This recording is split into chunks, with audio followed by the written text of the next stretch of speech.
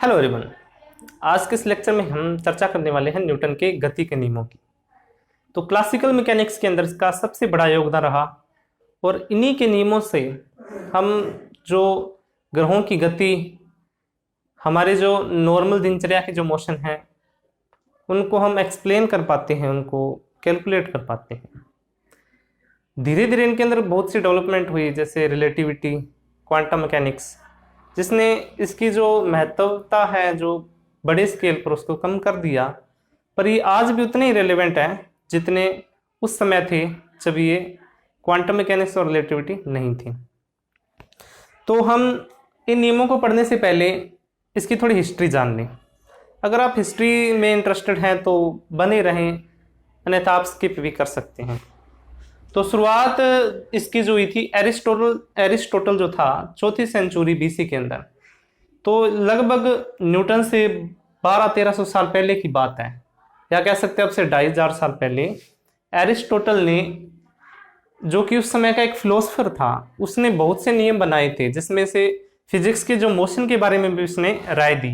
जिसमें उसने कहा था कि जो मोशन है ना, उसने दो मुख्य नियम दिए। पहला तो ये था कि जो बेसिक उसने कहा कि जो भारी चीजें हैं वो तो सतह की तरफ रहती हैं और जो हल्की चीजें वो ऊपर रहती हैं। इसी आधार पर उसने एक कैलकुलेशन लगाया अपने हिसाब से, वहां की जो उस समय की जो स्थितियां थी। उसने कहा कि जो हेवी चीजें हैं, अगर दो चीजों को एक साथ गिराया जाए तो जो भारी चीज है ना वो पहले गिरेगी और हल्की बाद में। और दूसरा जो उसने ये कहा कि जो मोशन जो होता है ना, मोशन, अब मान लो कोई चीज गति में है तो उसको गति में रखने के लिए ना रेगुलर फोर्स लगानी पड़ेगी, इसके बिना ना ये रुक जाएगी। उसने एग्जाम्पल दिया कि जैसे मेज पे बुक पड़ी है, अब वो पड़ी है, जब तक उस पर कोई फोर्स नहीं वो पड़ी रहेगी। जब हम उसको धकेलना शुरू करेंगे तो वो खिसकती चली जाएगी, जैसे ही फोर्स हटाया वो वहीं रुक गई। तो उसने इसको ऐसे लिया कि जब तक किसी पे रेगुलर फोर्स न अप्लाई करें तब तक वो मोशन में नहीं रहेगी। तो इसको ऐसे कह सकते हैं कि मोशन जो है वो रिक्वायर करता है फोर्स को, इसके बिना गति नहीं हो सकती। तो जब तक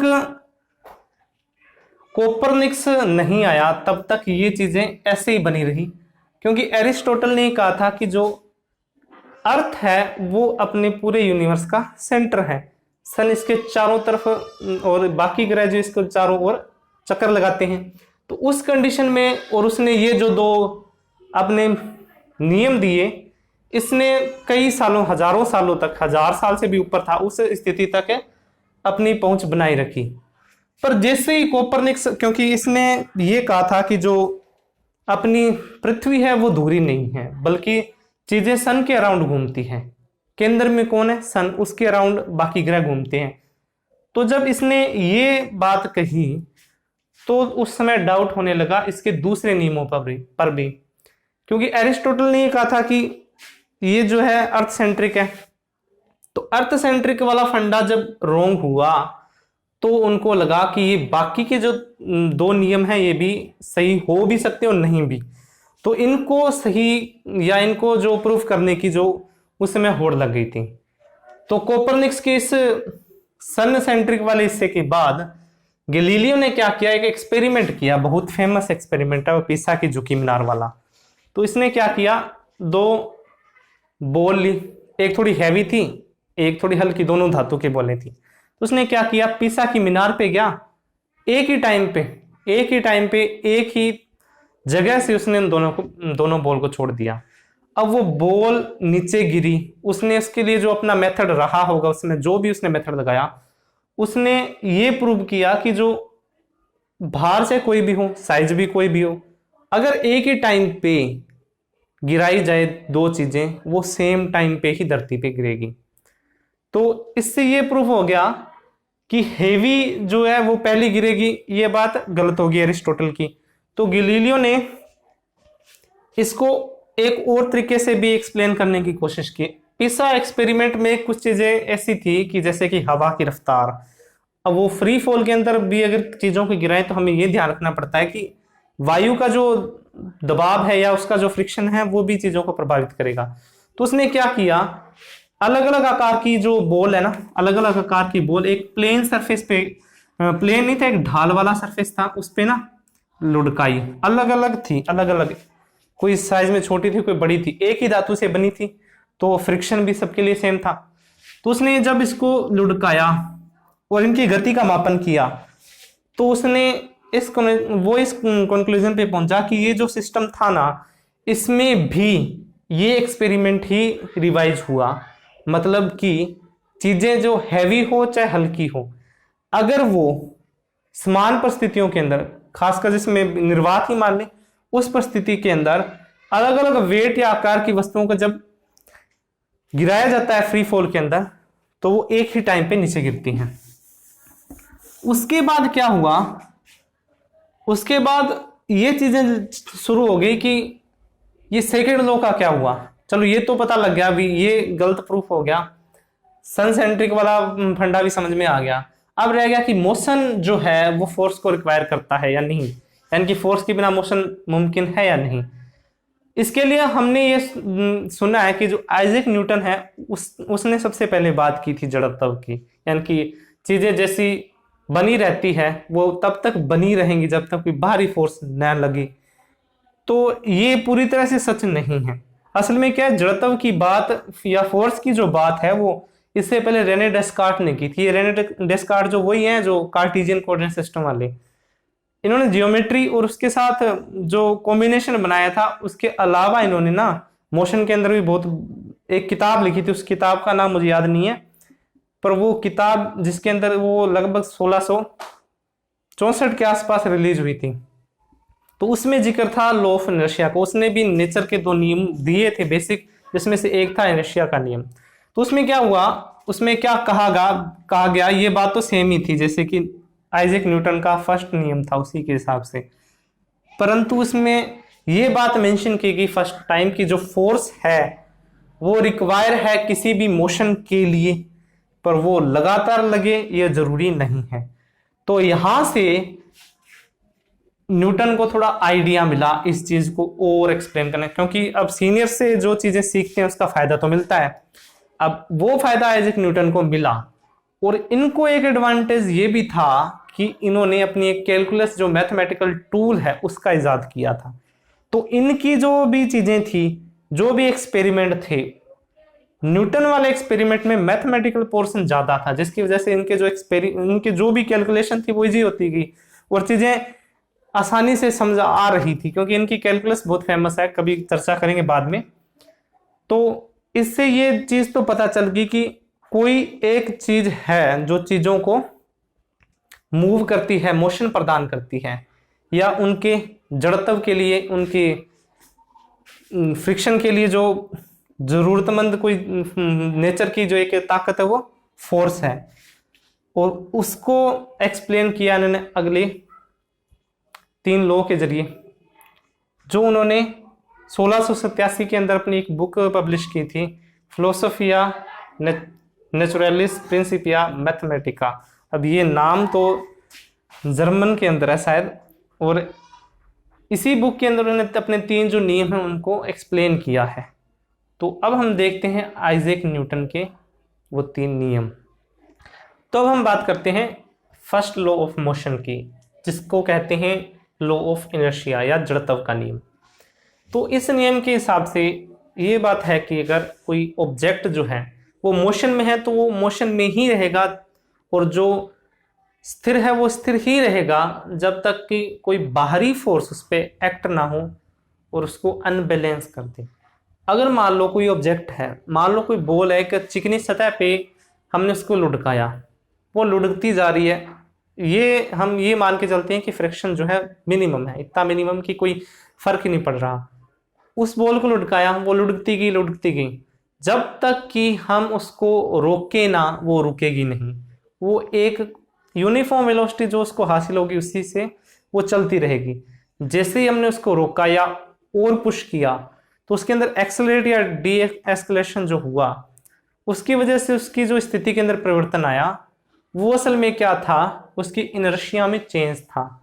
अब इनर्शिया का मतलब यही है कि जो जैसी है वो वही रहेगी, जड़त्व यानी कि जड़ जो जैसे है वो वही रहना चाहती है। तो यही ये लॉ ऑफ इनर्शिया कहता है कि किसी भी ऑब्जेक्ट की स्थिति में परिवर्तन के लिए हमें एक फोर्स चाहिए। तो ये लॉ जो है वो फोर्स की डिमांड करता है। अब उस डिमांड को पूरा करने के लिए, अब इसमें ये बात तो कह दी कि एक फोर्स चाहिए, पर वो फोर्स कैसी होगी उसको एक्सप्लेन नहीं कर पाया। तो इस एक्सप्लेनेशन को सेकंड लॉ ऑफ मोशन जो है, जिसको हम लॉ ऑफ फोर्स भी कहते हैं, इसके अंदर डिस्क्राइब किया गया है।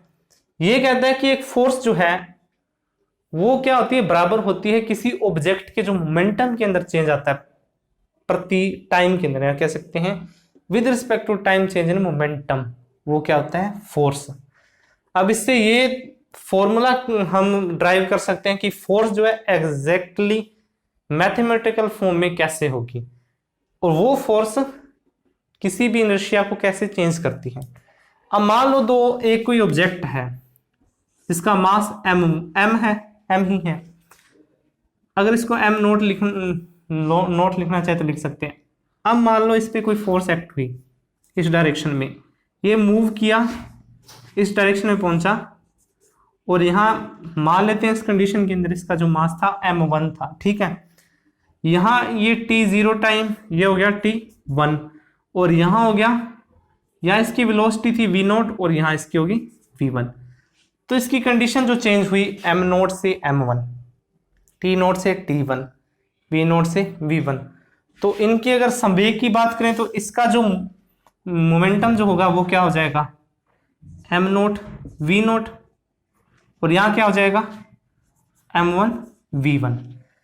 अब टाइम के विद रिस्पेक्ट हमने चेंज करना था इसके अंदर, और वो फोर्स के इक्वल आता। तो अगर हम इसको, हम हालांकि हमें पता है कि जो मास है वो चेंज नहीं होगा, वो एक कांस्टेंट है। m0 से m1 के अंदर आए तो हमें इस बात का पता है कि m0 m1 बराबर है, क्योंकि मास जो है कांस्टेंट है, ठीक है। अब जब हम फोर्स को ड्राइव करते हैं, पोजीशन चेंज हुई, मोमेंटम के अंदर जो परिवर्तन आया वो ये होगा कि जो ये मोमेंटम होगा और ये मोमेंटम होगा, इनके बीच का अंतर। तो मोमेंटम के अंदर चेंज तो यही था, ठीक है। और टाइम, अब चेंज किसके रिस्पेक्ट में होगा, टाइम के रिस्पेक्ट में होगा। तो टाइम के अंदर जो चेंज आया वो t1 और t1 और t0 के बीच का अंतर, ठीक है। तो ये था momentum with respect to time. अब m1 m0 सेम ही है, तो हम यहाँ इसको ऐसे भी लिख सकते हैं, क्योंकि ये कांस्टेंट है, बाहर आ गया, और यहाँ रह गया v1 minus v0 but t1 minus t0। अब कैलकुलस कैसी दिखती है, कैसे उन्होंने साइन यूज किया, वो इस ऐसे अंदाजा लगा सकते हो कि जो अपने डेल्टा यूज करते हैं, जो साइन हम यूज करते हैं वही उसने यूज किए थे। तो ये अगर डेल्टा v और डेल्टा t, ये कुछ नहीं, असल में एक्सेलरेशन है, वेलोसिटी में परिवर्तन विद रिस्पेक्ट टू टाइम, क्योंकि m तो कांस्टेंट है, और यहाँ में मिलेगा f जो है m इज इक्वल a। तो ये था बल के लिए फॉर्मूला, मास इनटू एक्सेलरेशन, ठीक है। इसी से ये पता चला, इसको हम ऐसा कह सकते हैं, अगर हम इसी से दूसरी जो इसकी परिभाषा वो ड्राइव, या दूसरी परिभाषा को हम बता सकते हैं कि अगर a निकालना चाहें तो वो हो जाएगा F/m, या फिर कह सकते हैं जो एक्सेलरेशन है वो डिपेंड करता है फोर्स और द्रव्यमान पे या मास पे। तो किसी भी ऑब्जेक्ट का जो फोर्स है ना वो डिपेंड करता है उसकी जो उसके यानी कि टाइम के विद रिस्पेक्ट मोमेंटम में कितना चेंज हुआ, यानी कि एक्सेलरेशन कितना है और इसका मास कितना है, ठीक है। तो ये था इसका एक फॉर्मूला लॉ ऑफ फोर्स का, या फिर कह सकते हैं सेकंड लॉ। अब हम बात करते हैं थर्ड लॉ ऑफ मोशन। तो अब हम बात करेंगे तीसरे नियम की, जिसको कहते हैं क्रिया प्रतिक्रिया का नियम, या फिर कह सकते हैं एक्शन एंड रिएक्शन। तो इस नियम के हिसाब से कि कोई भी ऑब्जेक्ट है उस पर अगर फोर्स लगाई जाती है तो बदले में वो ऑब्जेक्ट भी उतनी ही फोर्स लगाएगा। वो ऑब्जेक्ट छोटा भी हो सकता है, बड़ा भी हो सकता है, ये डिपेंड करता है। अगर मान लो मैं इस सतह को ऐसे दबा रहा हूं तो बदले में ये सतह मुझे भी उतनी फोर्स से वापस धकेल रही है। अगर ऐसा ना हो ना तो मैं इसको दबाऊं तो मेरा हाथ जो अंदर की तरफ धंस जाए, ऐसा हो नहीं रहा। मैं इसको दबा रहा हूं तो ये वापस क्या हो रहा है, उसी स्थिति में पड़ा है। तो ये होती है क्रिया प्रतिक्रिया। और इसमें एक फोर्स जो लगती है उसके अपोजिट डायरेक्शन से उतनी ही फोर्स लगेगी। यानी कि ये नियम ये कहता है कि फोर्स जो है वो अकेली नहीं है, उसका काउंटर पार्ट भी मौजूद है। इस चीज के लिए हमें दो ऑब्जेक्ट जरूरी चाहिए होते हैं, दो के बिना ये फोर्स काम नहीं करती। क्योंकि अगर हम कोई दो व्यक्ति लड़ रहे हैं तो वो अकेला तो नहीं लड़ सकता, उसको प्रतिक्रिया देने के लिए दूसरे बंदे की जरूरत है जो उसको बाद में पिटेगा। तो ये चीजें यहाँ है। वही जेट का उदाहरण, अगर किसी जेट की बात करें तो जितनी तेजी से प्रणोद या जो फ्यूल है पीछे से बाहर निकलता है आउटलेट से, उतनी ही तेजी से वो क्या होता है, जेट आगे की तरफ या मूव करता है। ठीक है, तो वो क्रिया प्रतिक्रिया का ही उदाहरण है। जेट जैसे ही आगे गया, या फिर कह सकते हैं जैसे ही प्रणोद पीछे की तरफ गया, तो वो जेट या जो भी ऑब्जेक्ट है वो आगे की तरफ जाता है। ठीक है, सेम ही उदाहरण है मोटर बोट के अंदर जो प्रोपेलर हैं वो पानी वाले, वो पीछे की तरफ पानी को धकेलते हैं, बोट आगे की तरफ जाती है। तो वो जिस फोर्स से धकेलते हैं वो फोर्स जो वाटर पीछे गया वो उतनी फोर्स जो आगे की तरफ भी लगाता है, जिससे क्या होता है कि ये चीजें मूव करती है। तो मोशन के लिए या फिर फोर्स को और आगे बेहतर एक्सप्लेन करने के लिए एक्शन और रिएक्शन का भी उतना ही रोल है जितने शुरू के दो नियमों का था। ठीक है, तो इस पहले नियम से हमें यह पता लगा कि किसी भी इनर्शिया के अंदर परिवर्तन के लिए हमें फोर्स चाहिए। दूसरे के अंदर फोर्स को किस फॉर्म के अंदर होती है, वो कैसी होती है, मैथमेटिकल फॉर्म कैसा, उसके बारे में हमें पता चला। तीसरे के अंदर यह पता चला कि फोर्स जो है वो अकेली नहीं है, उसका काउंटर पार्ट भी होना चाहिए, जो क्रिया और प्रतिक्रिया एक्शन रिएक्शन से पता चला। तो दैनिक जीवन के अंदर अगर बात करें तो इनके बहुत इस्तेमाल है। न्यूटन के जो लॉ है, हमने जो भी नियम अपने मैथमेटिकल जो अपने मोशन के लिए बना रखी हैं, बेसिक एग्जाम्पल जितने भी, जैसे ग्रह की गति, यहाँ तक कि जो पृथ्वी का जो मोशन है सूर्य के चारों ओर, उसके अंदर भी इनका बहुत बड़ा योगदान है। पर हालांकि आज के समय में उतना रिलेवेंट रहा नहीं है, क्योंकि रिलेटिविटी और जो क्वांटम मैकेनिक्स है उसने इसकी जो नींव है थोड़ी कमजोर कर दी है। पर इसका मतलब ये नहीं है कि ये उतना ही रेलेवेंट आज है या नहीं है, ये उतना ही रेलेवेंट है जितना पहले था। बस फर्क इतना है कि हम इसको उस सिनारियो में इस्तेमाल नहीं कर सकते जहां चीजें बहुत छोटी हो जाएं, एटम के लेवल पे, या फिर स्पीड जो है ऑब्जेक्ट की वो लाइट की स्पीड के आसपास हो जाए। उस कंडीशन में हम इन लॉ को इस्तेमाल नहीं करते, वहां क्वांटम मैकेनिक्स और जो रिलेटिविटी का सिद्धांत है वो काम आता है। तो इस वीडियो में हमने न्यूटन लॉ को समझा था। नेक्स्ट वीडियो में हम देखेंगे लाग्रांजियन और उनसे जुड़े इक्वेशंस के बारे में। और अगर फिजिक्स से जुड़े और लेक्चर आप देखना चाहते हो तो हमारी जो अलग अलग विषय की अलग अलग टॉपिक्स की प्लेलिस्ट बना रखी है, वहाँ जाके भी आप चेक कर सकते हैं। धन्यवाद।